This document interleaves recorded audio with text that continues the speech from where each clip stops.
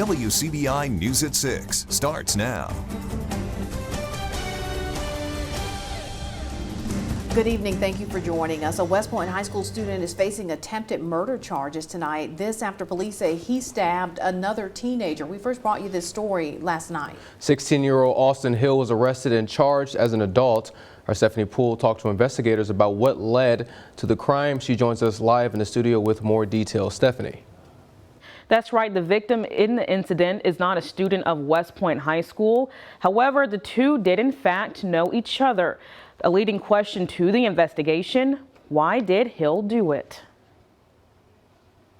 Nobody knows why he stabbed him. It was a Friday afternoon when West Point police got a call of a stabbing incident involving a teenager. When we arrived there, we had a victim who was stabbed in his lower stomach on the right side. He was stabbed in his intestines and his colon. Criminal investigator Raven Ross tells WCBI 16-year-old Austin Hill is the only suspect. The alleged incident happened around 4:30 p.m. on Sycamore Drive. Investigators say Hill was outside of a friend's home. Ross says the victim and another teen drove up to the house.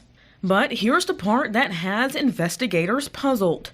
Police say there was no interaction between the two.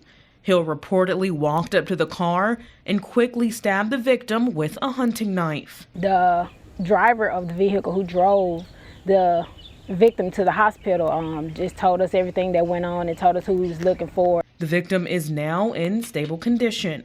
He was taken to a hospital for treatment, getting up to 38 stitches in his stomach. He's been charged with attempted murder due to the nature of the crime and the location where he stabbed the victim at. Investigator Ramirez Ivy says this one is just the latest incident involving teenagers, and some are more serious. About a month or two ago, we charged another juvenile with a violent crime. So, I mean, I don't think they're really thinking.